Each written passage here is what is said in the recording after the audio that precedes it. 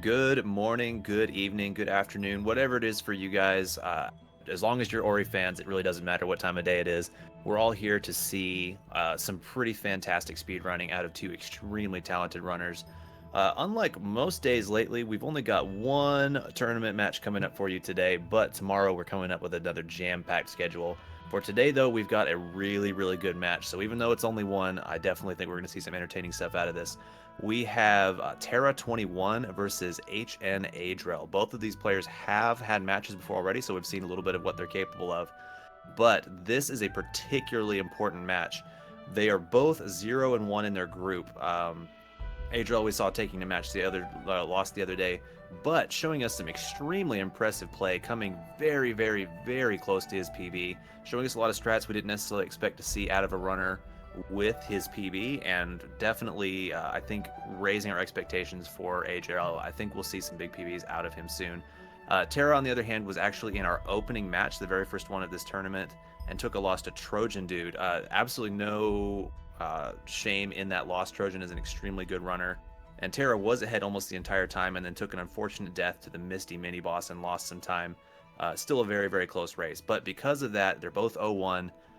They only get two more matches to pull themselves ahead. Now Trojan is 2-0, so if one of these racers can win both of the other matches, they might be able to get themselves tied and pull ahead of Trojan based on average race times. So let's give a quick little rundown of sort of the basics of what these runners are capable of. I am commentating with Elo Jiminy here. Jiminy, why don't you tell us a little bit about Terra21? Thank you, Roos. Terra21, he looks like he's going to be the big hit in this race. He's got the PB advantage over Hnaidrelle, which is he's in a low 34 at the minute. He's been putting in the practice. We've recently seen him tear apart his PBs, and he's looking to win this race and finally get that win on the board.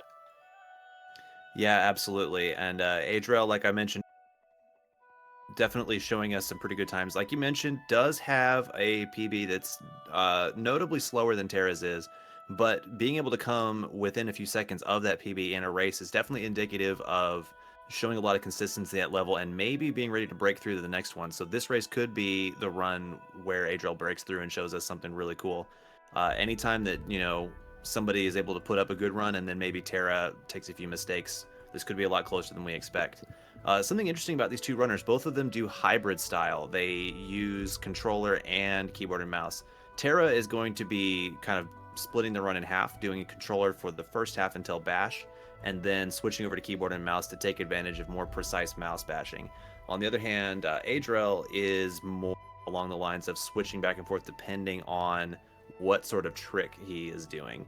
So we'll see which one of those can give the runners a greater advantage to tackle some of the extremely difficult execution in this run. Looks like the runners are just about ready. Should be good to go anytime. Hopefully we can see the timers get started. Looks like Restream is good to go. They're just trying to get everything set up on SRL. So going into this race, what do you think we're going to see out of these two runners in terms of, do you think, you mentioned Terra as a favorite, but what do you think are the likelihoods of seeing a up? Well, with Terra being the more experienced guy, unfortunately, he's going to go for a lot more technical moves. And where there's technical moves, that means there's a high chance of him dying a lot, especially within the later ones, Sorobash and Misty. It's going to be very high risk for very high reward. So Hnaidrelle could come back in this race if Terra doesn't pull off all of these very technical tricks. All right, it looks like we have gotten the race started off. They're getting the timer synced up, and here we go.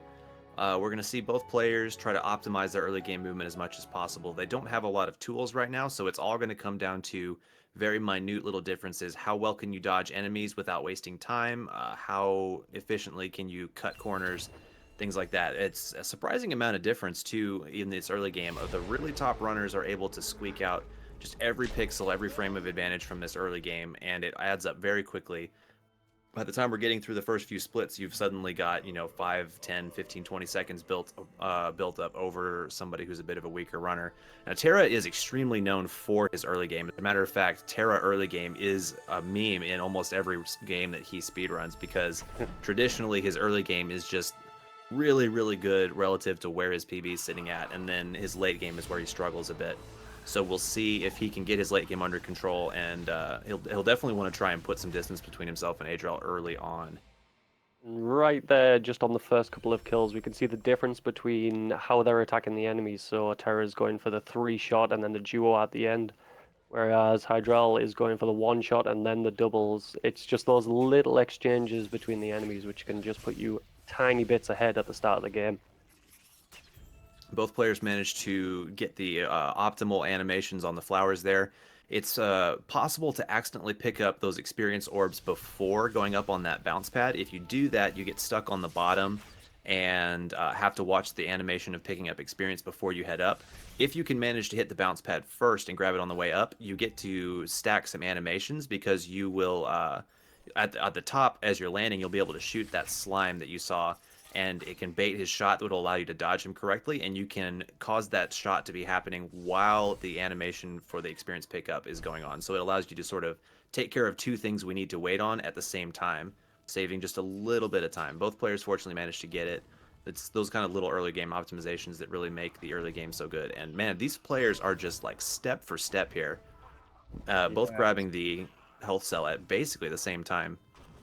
There was a slight difference in the ghost door. There was 2 health by Hnaidrelle, but it seems to have little effect on the standings. They are neck and neck. Yeah, this is incredibly close. They've had very similar approaches to all of the problems.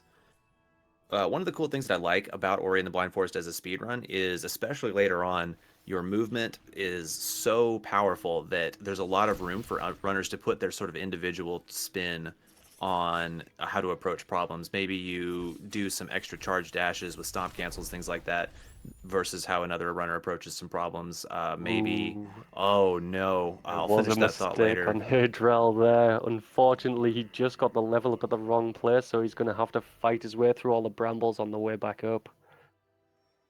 Yeah, that's very unfortunate. That's a timed level up to break some brambles, and Hnaidrelle unfortunately gets it on the way down. Looked like maybe was planning to take it on the way up, so he had already started to move over to the left. That level up wave will not have reached those brambles that they were intended to kill. It's not the end of the world. Shooting through those brambles only takes a few seconds. They do only take 2 shots apiece, but still, given how close this is, taking 5 seconds to kill those brambles, definitely going to start to separate these two runners. Also, with killing the brambles, you might be picking up unwanted XP, which may hinder you later on, but he seems to have handled it well. He didn't pick up awful lots of experience, so he doesn't look like he's going to have to adapt in the BRB. Hnaidrelle also having a little bit of hiccups in the movement getting out of here. Might be a little flustered by that level going off, and now hitting some brambles that he doesn't want to. That bramble that he hit did 2 damage, and he also just damage boosted a slime, so he is at 1 health. And some of these slimes are pretty difficult to dodge. He is definitely at risk of dying here. And a death here is so costly. He'll be going all the way back to wall jump if he eats a slime or any of their shots. At the same place, Terra was also making a few mistakes when jumping over the slimes. He took an extra damage, unfortunately. He's got the 4 health, though, so he should be fine throughout Black Road Burrows. And Hnaidrelle did take some time out to stomp on a flower and get an extra health, going to 2, which I think is a very good decision, especially in a high-pressure race situation like this. He also just picked up another health off the floor, so he should be fine. All right, Terra is now coming into Blackroot Burrows. This is a pretty tricky area. Requires absolutely maximizing limited movement because he's gonna be holding an orb for most of this, which makes his jumps even slower and makes his walk speed very, very glacially paced. So he's gonna have a hard time manipulating some of these cycles and getting through them optimally. So this is a good opportunity for these runners to demonstrate just how well they've practiced this particular area, because its movement is different from almost all the other parts of the game. Even glades, which you have only either no jump or just wall jump, It's still at least similar jumping mechanics to the rest of the game. Blackroot, because you need to carry this orb, is sort of its own unique area all on its own. There is also a little bit where you have to drop the orb, and then the whole dynamics of the jumping changes. So it can throw you off a little bit because you'll jump further and faster than you usually are, so you can miss a platform. Absolutely. I've lost to that plenty of times where my brain is still thinking my jumps are going to act like if I'm carrying the orb, and then I suddenly am back to jumping like normal and completely overshoot the platform I'm going for. Yeah, it's very easily done. All things considered, Hnaidrelle is pretty close behind, though, is now on his way up to activate the switch that Terra just did, so these runners are within about 10 seconds of each other. Yeah, it should be an interesting match coming up. Mm-hmm. Hnaidrelle, in both of his matches so far, has definitely overperformed of what I expected. I think this is a good runner to watch in the future to see big things out of. Yeah, considering he's keeping up with Terra, who is known for his early game, and he's only 10 seconds behind, it's very impressive for her. Absolutely. And they both got both of the quick cycles, so it's going to remain neck and neck. We're starting to get into the area of the game where the skills that the players are acquiring are going to begin to pile up. We're about to get Dash, which is the first big movement ability. The players are going to be able to use it to jet themselves forward very quickly. As more and more skills get added on, the movement becomes more and more execution demanding, more and more complex. So I can see this going one of two ways. Either Terra, because he's known for his early game, is basically he's already been through his best portion of the run, and Hnaidrelle will start to perform better relative to Terra, or because Terra is the more experienced runner, as we get into the later and later game and things become more and more demanding on your execution, he's going to keep the mistakes to a minimum, and Hnaidrelle is going to start to fall farther and farther behind. I'm definitely interested to see which of the two scenarios plays out here. Yeah, dash gliding is going to play a big part in this. If Hnaidrelle's practices dash gliding, he shouldn't have too much of an issue trying to keep up with him, but it comes down to the technical difficulties when you reach the moon grotto.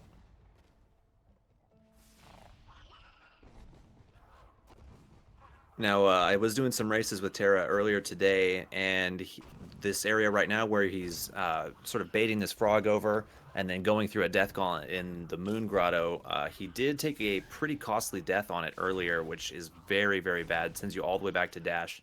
And I got to wonder if maybe that's in the back of his mind as something that he knows he's done it once today. Is he going to try extra hard not to do it, or is it going to distract him and maybe make him slip up a little bit? Looks like he's keeping it clean. He gets his level up and the door does open properly. He now just has to get through the death gauntlet. Yeah, there was a little slip up with the Frankie, but he knew the backup strat to make it jump again. It's going to see if he's going to do the God cycle. The nerves might be playing up. He wants his first race. He might not risk such a cycle, as you can die if you do it incorrectly. Be interesting to see if I he takes strong it. I strongly suspect he's going to go for it. He's pretty consistent with it in practice. The only runners I know of more consistent with that early grotto cycle would be maybe Hetfield and possibly Hydra or Sigma. But Terra is very good at this god cycle. Let's see if he gets it here. Looks good. He's in there. Very nice. That cuts an entire cycle off of those stompers, and it saves about 8 seconds. Let's see if Hnaidrelle goes for it as well. I don't believe Hnaidrelle goes for this. That does look like the setup. No, no, okay. Might have tried to go for it, but the movement up the wall was not quite what it needed to be to make it happen. Yeah, it's a very precise clip on that very edge of that wall that you have to get, and if you do one wrong jump, it'll just throw you straight off. Yeah, I believe if you're doing the wall run version of it, the window of mistakes you're allowed to make is only 15 frames over the course of the whole trick from landing from that large fall you see when the bridge broke. So that's a quarter of a second of mistakes you're allowed to make over that entire portion. That's not easy to do. Right now, we've just picked up Double Bash, which has a blind section. It didn't seem to phase Terra too much. He had a little slip up and didn't get it optimally, but seems to be welcoming it fine. And we're going to see the first skip, which is quite technically demanding. It's a tiny jump that you have to make. See if he gets it. And Very first clean. time. That Beautiful. was beautiful. It's little skips like that that if you don't hit it first time, it might just throw your confidence off in the early game. But landing it first time gives you the best feeling. Yeah, absolutely. It's sort of as one of the first mandatory difficult tricks in this run, it is sort of it frames your mindset for the rest of the run. If you get it first try, it sort of makes you feel like, okay, my execution's on point. I can go into the rest of this run not worrying about too much. But if it takes you 2, 3, 4, or more tries, that's when you start to think, okay, maybe I'm not quite playing at 100%, and I need to start worrying about some of the very difficult tricks later on down the line. Yeah, and we see here Hnaidrelle, sorry. He also got it first time, so again, it's a really close race. It could be taken by anyone. Yeah, Hnaidrelle is maybe 20-ish seconds back. Not a whole lot. Very, very good stuff out of Hnaidrelle to be keeping up with one of the strongest early game Ori runners.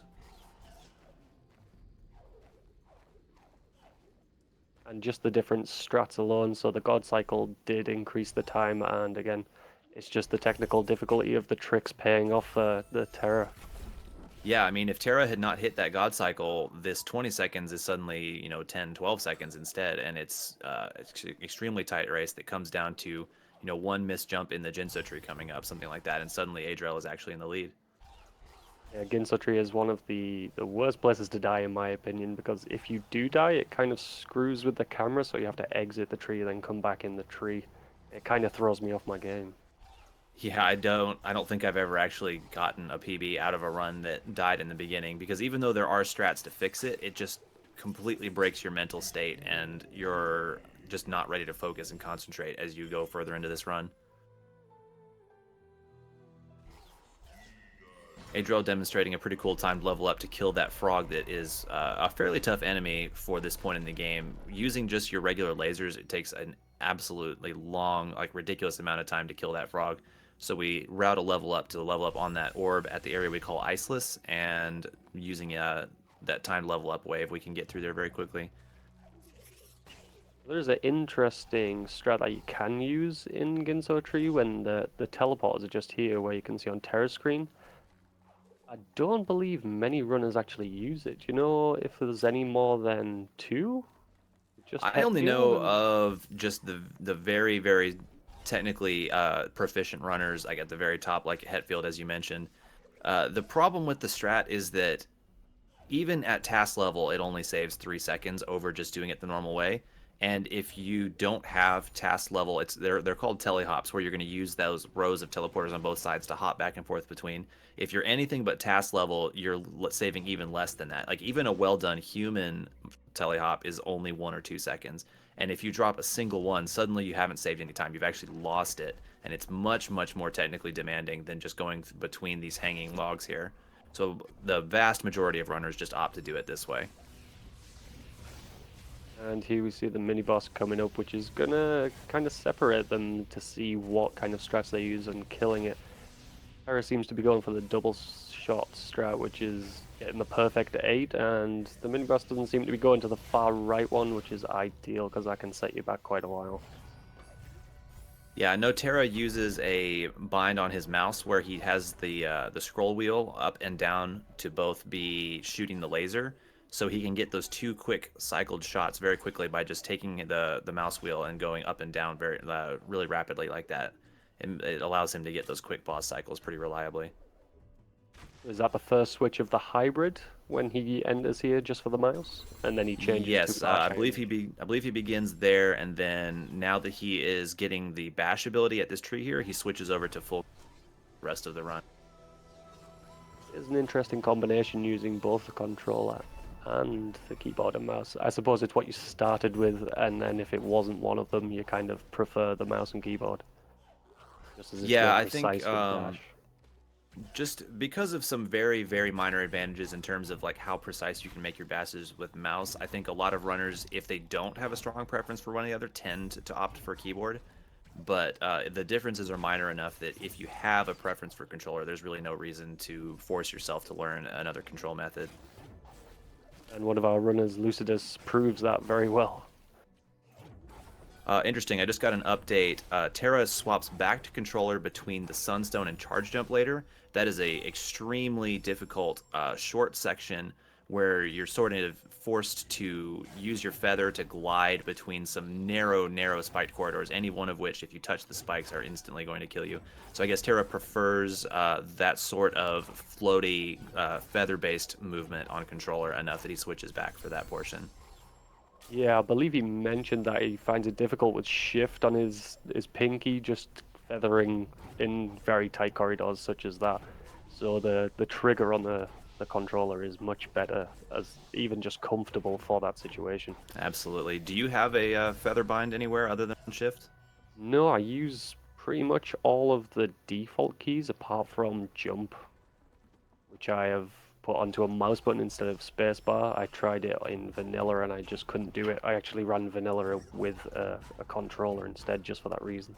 That's interesting. Yeah, I personally have on side mouse buttons. I have a glide button over there just for that sort of section that Terra switches for because most of the time I do my feathering with shift. It's not a problem, but when you need to do a lot of rapid taps with it, I feel like trying to do it with your pinky and also hold directions with your left hand as well can definitely get a little bit sketchy. I like to be able to switch it up between multiples.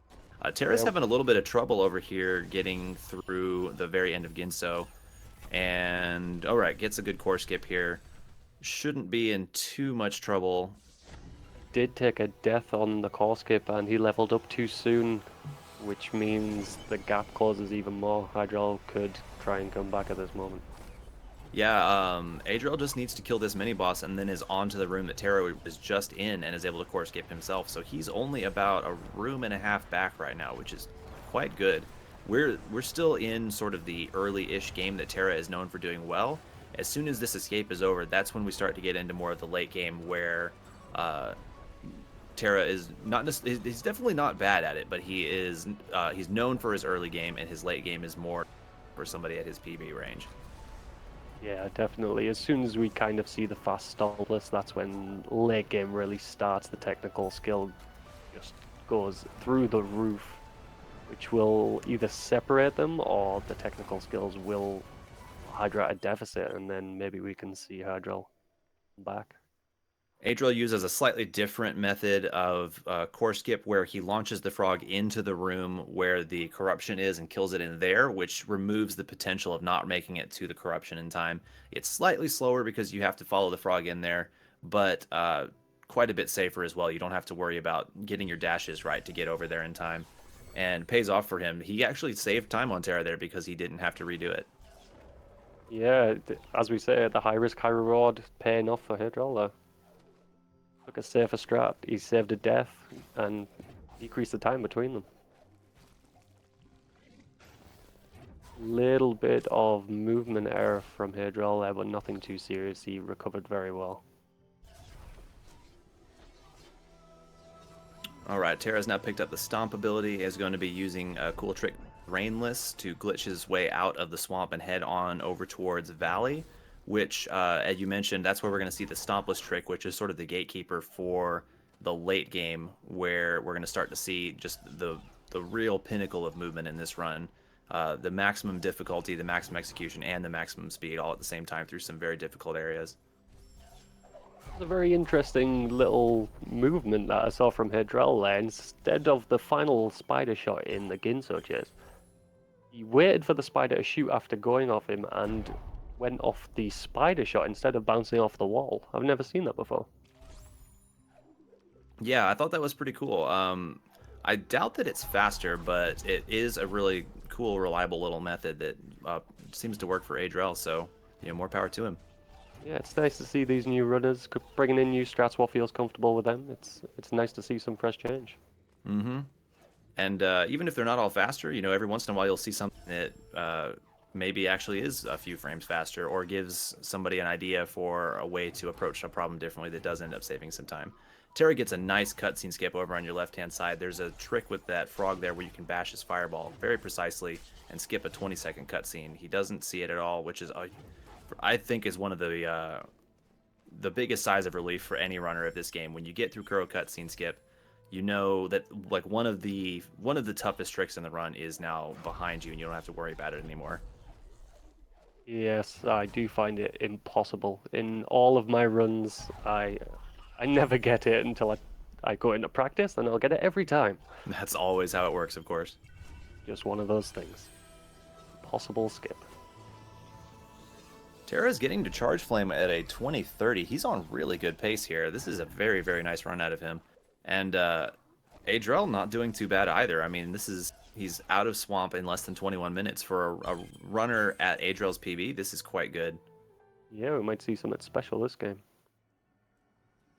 I'd be interested to know what Hnaidrelle's pace is relative to his PB right now.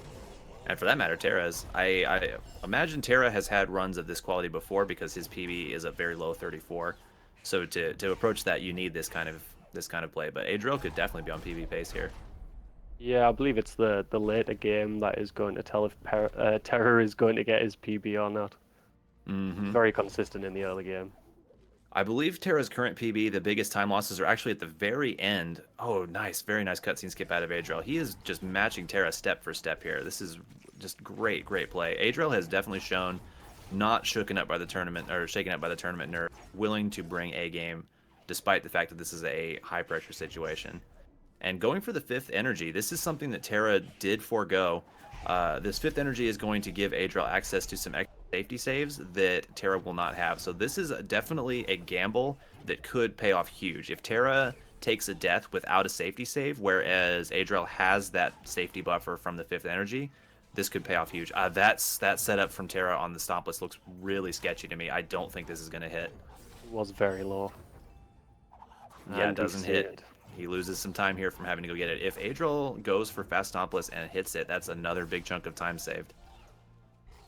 As weird as it seems, that is the best way to fail it, because if you actually hit it without getting the ability cell, that is a far larger deficit. You can lose up to 40 seconds on that. I'm actually surprised it's only 40 seconds. It feels a lot worse than that. Yeah, it feels like a lifetime in a race.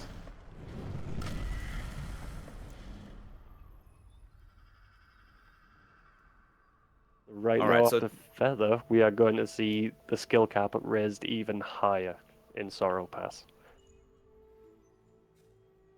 yeah, Feather is the aforementioned ability that we were talking about key rebinds with. It's just sort of lets you glide through the air, extend your horizontal distance if you're bashing, trying to get across from area to area, and will be combined with the bashes and the air dashes to just let him absolutely fly through some of these late areas. You can go 10, 15, 20 seconds without touching the ground sometimes if you really want to. All right, this is a very difficult setup that Terra is going for here. This is called Sorrow Bash. It requires... Oh, no, he kills the bird. Oh, missed it. Requires multiple extremely difficult tricks called double bashing, where you see the 2 bashes go off to get the bird in position to allow him to get in here. This is a huge sequence break. You're supposed to enter by going to another dungeon we skip completely and restore the wind, which will allow him to use that feather to float up into Sorrow Pass. Unfortunately, that's very slow. We speedrunners don't really care about the intended route, so we're going to do it this way instead. But as you can see... Oh, he just gets in. Very nice.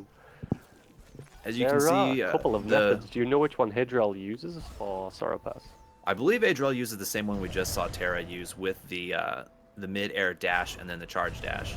But Okay. we will see coming up here shortly for sure. All right, here is Hnaidrelle's Stompless. Okay, come on. Let's get it. Let's get it. Very Yes, nice. Beautiful. That's That what is a it's very supposed to look like technical when it move. hits. Yes, that's not an easy trick at all. So that's another pretty big chunk of time saved on Terra here. Hnaidrelle is now coming up to the Sorrow Bash that we just saw Terra on. So this is not that far. We're talking a minute or less right now.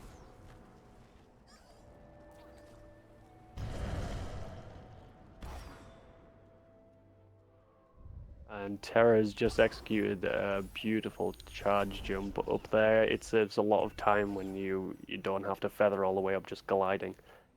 Be fun to see if Hnaidrelle uses the same technique, or is he going to use the glide with the feather? Now my feed froze for a second. Did you happen to see if Terra did the stomp cancel through the laser to keep the frog healthy, or does he do it the Fortunately, other I way? didn't. It froze for a little while. That's unfortunate. There's a couple of variations on that frog juggle. You can you're trying to get through a laser with a charge dash to get access to that frog puzzle. You can use a stomp cancel to prevent yourself from damaging the frog, and it makes it a little bit easier for you to get up after that. Unfortunately, Hnaidrelle kills his bird on the spikes over there as well. Now, Terra did the same thing. So if Hnaidrelle can focus up and get it on this attempt here, he won't really have lost any time. All right, he's in. It looks Very good. nice. I believe it took Terra 2 or 3 attempts even, so he may even have saved a little time on Terra just then. All right, Yeah, right here good is where you see set. the difference between the 5th energy and the 4th. Hnaidrelle is able to drop that safety that Terra could not make. All the energy you have when you're on 4 is used up in Sorrow Pass here, so you can't afford any of those safety saves. But when you take 5, you can drop that one right here, which means that if he dies in any of these instant one-hit kill spikes, he doesn't have to go all the way back out and repeat the Sorrow Bash to get back in here. Yeah, especially in race conditions, you've already got all those nerves, and if you died and then went back even further, it's just racking up on those nerves. It's just the relief of having the safety there, it makes you so much more comfortable. Sure, even if you don't end up using it, there's no way to know if it didn't end up having an effect anyway. Maybe just the fact that he knew the save was there kept him calm enough to not mess up a trick he would have otherwise. So it's hard to quantify just exactly how important some of that extra energy is to have. Now, over on your left-hand side, Terra is making really quick work of this run. He's having a very clean, very solid playthrough here. He's now partially through Misty Woods, which is one of the last major obstacles of the run. There's this, and then there's sort of the last dash towards the end of the game. This is one of the coolest areas, very, very technical movement. He has all of his important movement abilities, so he can just start flying through these obstacles, and a runner of Terra's caliber can really just make Misty look just so, so cool and flashy. So definitely just sit back and enjoy some of the artistry demonstrated by these runners moving through this area. He is still on incredible pace. The sub mid 27 is a really, really good pace at the moment. He's looking, if he doesn't die or make any large mistakes now, definitely in the 33, 34 region. We've seen quite a few PBs in races out of runners so far, but most of them have been from runners who didn't have nearly as competitive of PBs as Terra did. Not to downplay the accomplishment at all, like it's unbelievable to PB in a race no matter what your time is, but Terra's time is already one of the top ones. He has a very low 34, so there's just not that much time for him to save, and for him to clutch out and still be able to pull it off in a race setting is just really spectacular. Showing how much he wants that first win of the group. Yeah, he's clearly hungry and came here with something to prove. Hnaidrelle on your right-hand side, not having a terrible Sorrow Pass. On his way out, will be entering Misty here shortly, and will be in the same area that Terra is. Unfortunately, Terra is on his way out of it, so it's looking like Terra's kind of shut the door on this run, barring something huge. But, even with that, like we said, Hnaidrelle's coming into this with a significantly slower PB, so to show this off being this close, especially when Terra is having this good of a run, is really, really good stuff out of Hnaidrelle. He did Despite take some health from that, trying to get the energy cell from the Frunky, that was worrying. But he did get a very quick kill on the boss, he went for the Bang Pow, pulled it off beautifully.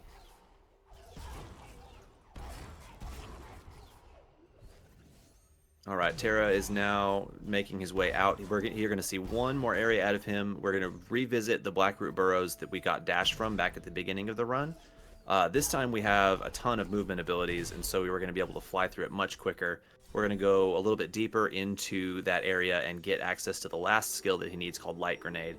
We won't be actually seeing Light Grenade. It's slow, it's pretty worthless. There's just no reason to use it in a speed run, but we do have to collect it for the rules of the category. So he's going to grab that and then teleport out to head into the final area. We'll see the last escape, and hopefully Terra can just close the book on a really spectacular run he's shown us here today. I believe there is one race where we did get to see some light burst action.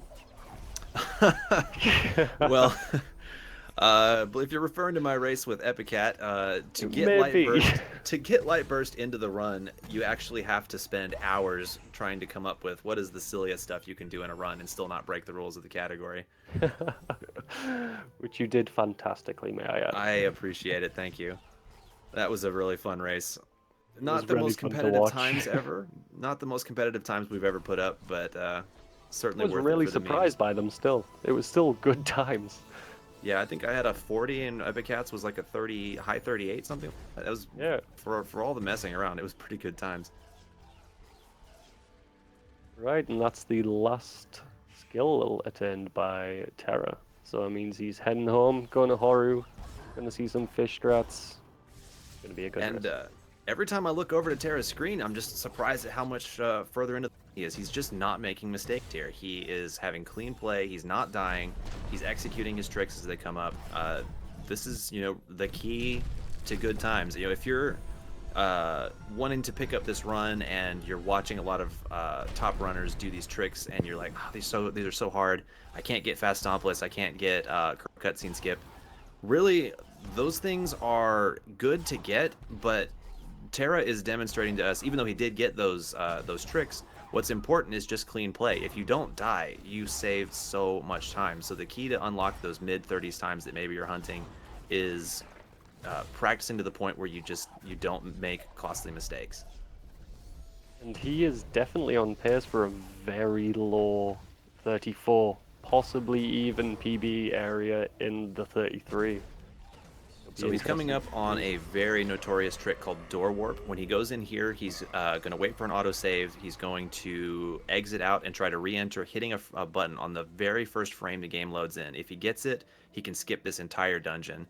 It's hated by runners because it is a one-frame trick at the end of your run, and it's so easy to lose a PB to it because when your heart is racing and you know PB is on the line, No, oh man, yeah, first this time is is missed. especially once you start to miss it more and more, you get flustered and question your timing methods, and it can start to get to you. That's two failures. Each one does cost only about 5 or 6 seconds, depending on how fast you can do it. What's really scary here is the mental damage. Can he calm down and get this? Oh no, It's third try playing with failure. him. Come on, Terra. Please, good luck on door warp. And There he we go, finally fourth gets it. try. Beautiful. So it does still save time over the second fastest method. You can make up to 6 attempts before it's broken even with another older method where you go into the dungeon and do some glitches to skip most of it. But unfortunately, fourth try door warp is just not what a runner of Terra's caliber is looking for here. Unfortunately, that takes him away from the 33 by quite a bit.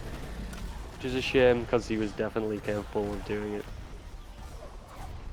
All right, let's see a good escape out of Terra here, and he'll still be putting up a very, very solid time. Over on Hnaidrelle's side, he is making his way to Light Grenade as well. His movement has been looking a little more sketchy than it was early on. Maybe he's not quite as familiar with this part of the run. It's very easy to be less experienced with the end, especially if you find yourself resetting a lot, because if you don't make it to the end after resets, you just don't get as much practice here. He also could just be having some nerves get to him a little bit. He has to go around there and go through that spinning laser cycle. Ideally, you want to skip that portion by using a charge jump and charge dashes to get over to that bird and bypass it. And it's very dangerous to go through those lasers because they are one-hit kills no matter how much health you have. Fortunately, he gets through it nice and cleanly. Shows some good knowledge of backup strats there. He's now at Light Grenade and can make this last dash to the end. Yeah, he's definitely on PB pace by a long shot. Oh yeah, this is going to be really, really good from him if he can clutch it out. Terra has finished up his run. He now only has to hold right, and then time will be called once he does his last input with another character called Naru. His escape was pretty solid. He got to the end, didn't take any huge costly mistakes, and closes out a really clean run. Which really the biggest complaint you can make about it would be the stompless miss and the attempts at door warp. Other than that, just unbelievably good run. Yeah, you don't get too many clean runs like that, especially when you're 0-1, you want in your first race to be won, pressure's on you, and you go and pull out a very, very clean race. It's impressive. Well, he's now 1-1, and in case of ties in your group, what comes up next is your average race time. And Terra put up a really, really good time here. So Trojan has to be on notice. He is 2-0.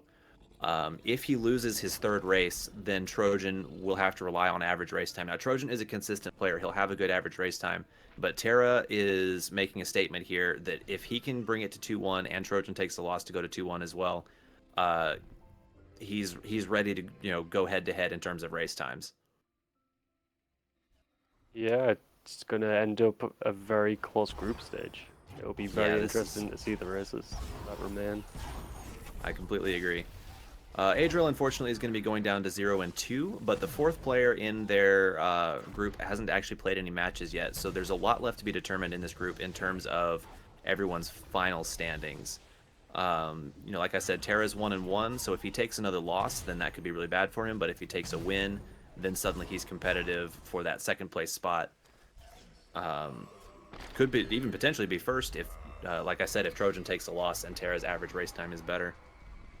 All right, Yeah, it let's see comes down to how the Hnaidrelle can average. do on the door warp here. First time door warp. What we all dream of. My PB has it right now, and it is a nightmare to run against. Yes, you know you're close, the pressure's on, and he nails it first time. Beautiful. Very, very good. All right, so with a clean escape here and no major deaths or anything like that, Hnaidrelle can definitely put up around a 39, which would be a very large PB for Hnaidrelle. I believe Hnaidrelle is hovering just above the 40 mark right now. Yeah, it's 47-14, actually, on I the believe that boards. is not up to date. Hnaidrelle has not submitted and been approved the most recent PBs. He's right around a little bit below 41. Just got an update. It's 40-42, which without a death in the escape here, beating that is quite likely. Yeah, good luck on him. We're gonna see some. Probably not gonna see the fish strats if he knows how close he is to that PB. May play it safe. If he does go for fish strats, though, Hnaidrelle, absolutely my new hero. Being Yes, willing to swag out with a PB on the line. and here's the moment of truth. Will he do it? He He's is going going for the for it. fish Oh my strats. goodness. Oh, this is so gutsy. Oh Setup my is goodness. good. Please. Oh Oh no. no, does he have the He backup? spawns Kuro. Please get the safety. Okay, Oh, thank does goodness. survive. Only has to get up to the top of this area right No, here. the Please fires. don't die. Come on, Hnaidrelle. Bring it home. Okay, Good, one it's more good, bash. and it's good. Okay, Hnaidrelle is in there. That is going to 39, be a PB by a 50 minute. something. That is a minute and 42 PB in a race against one of the highest rated players in this game. That is unbelievable performance out of Hnaidrelle. Really, really, really good. That And is an while we were incredible while we were time. busy getting hype over Hnaidrelle's finish here, Terra finished with an incredibly solid 34:53. That is a really, really good race time that pretty much anybody except for Hetfield would be happy to be able to put up. Yes. Just I can't say enough about how solid Terra's play here was. I really didn't see anything major other than, like I said, Stompless and Door Warp. And it's hard to blame a runner for Door Warp because it really is just a hard one frame trick that can rear its ugly head sometimes. Yeah, definitely. I know how much practice he's been putting in lately. He's been streaming all the time, and it's definitely paid off for the race. Oh, completely agreed. And that's one of the coolest things about this tournament is it has everyone so excited for Ori. There's just nonstop speedrun streams. You can see players just really putting in the hours to step up their game, and it's been showing in terms of people grinding their PVs down, more consistent play. Just the level of the community in general has really been stepped up because of this event. Yeah, the tournament has shown lots of new incomers into the new community, and they have been accepted with arms open. Everyone's really friendly in the community. They'll help you whenever they can. It's a great game to run and a great community to be in. Absolutely. If you have been watching this tournament or even just this match and like what you saw, I highly encourage you to look into it, even just to play the game casually. It's a beautiful experience. I mean, you can see for yourself how gorgeous it is.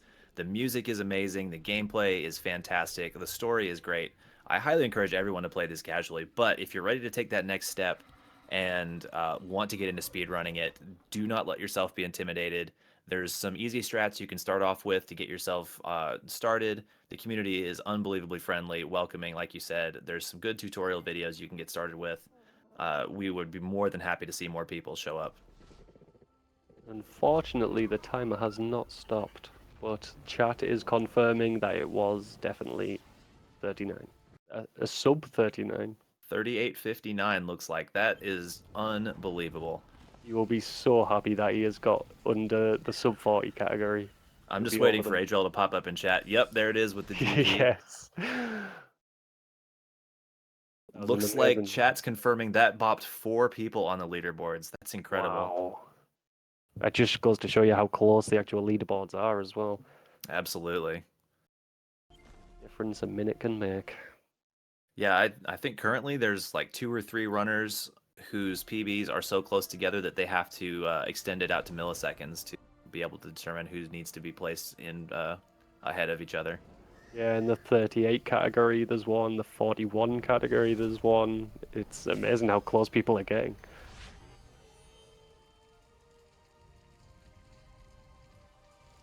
All right, so both players looks like they're letting the final cutscenes play out here. I unfortunately this is the race we have for today, but let's look at what we've got coming up tomorrow. Tomorrow is a pretty busy day for Ori. We have four really cool matches coming up. The first one is going to be at 11 a.m. Eastern Standard Time. I'll actually be racing in that. I'll be racing with Smashfully. That is going to be, it'll be my third match of the group, so that'll determine my final placing. Smashfully, I believe it's her second. That's going to be a cool run. Uh, then later on in that evening, we have a block of runs starting at 8 p.m. EST. We got three in a row. Looks like we've got Red Rum versus Icex. It's sort of a cool race because that is new blood versus old blood. Red Rum is old school vanilla runner who has been a bit inactive for a while but is recently becoming black, and Icex is a very, very new runner. So it'll be cool to see that get matched up against each other. And They're then also really afterwards, close in time wise as well, so that'll be definitely one to watch. yeah, that's going to be an exciting match, no question about it. Afterwards, after that one, we have Lucidus versus Meldon Tarragon. That is going to be really exciting. Lucidus has definitely emerged as one of the, I guess, fan favorite runners, and I've been seeing her stream get a ton of views lately because she's a new runner, plays on controller, and has absolutely smashed the leaderboards to be able to put up top times lately. And Meldon also absolutely became a fan favorite because of one of his tournament matches where it was just ridiculously close. Both players in his race showed just a level of play we really didn't expect out of them. They were bringing out flashy tricks, they were bringing out tech that we didn't expect. Really raised the level of gameplay we came to expect. So that's going to be a cool run. And then later on that night, we have Epicat versus Smashfully. And that's going to be Epicat's last and Smashfully's last one for that group. So that's going to be a big part of determining the final result. Smashfully, that's her second race for the day. So it'll be cool to see if having previously done one that day helps or hurts her. Yeah, Epica has recently been smashing the times down. It has been impressive to see how quickly he's gotten so quickly. Yeah, Epicat, definitely like he had run the game in the past and then was inactive for a while, came back and just completely blew the leaderboards out of the water. And I think is on the cusp of another big PB. Already has a time comparable with Terra's PB. And I know his last couple of days he's multiple times been on pace for like a low 33 type of run, which would just be unbelievable if he can get it. So we will definitely see some really cool things out of him. Yeah, definitely good luck to all the runners tomorrow. All right then. So we're gonna go ahead and get off since that's the last of Ori for the day. We really appreciate you guys watching. I just want to say one more time: anybody who's watching this that found it cool or interesting, follow these runners, get active watching Ori speedrunning, and consider doing it for yourself. It's one of the most rewarding speed games I've been involved in, and I can't say enough good things about this community and this game. Yeah, definitely. I've run in the past with different games, but this one has kind of took me close to the heart with the community. It's a lovely place to be in, and the game is an amazing game. You should definitely try it. I completely agree. All right. Thank you for watching, guys. And Ella Jiminy, thanks for commentating with me, dude. Thank you as well. See you All right. later. Have a great night.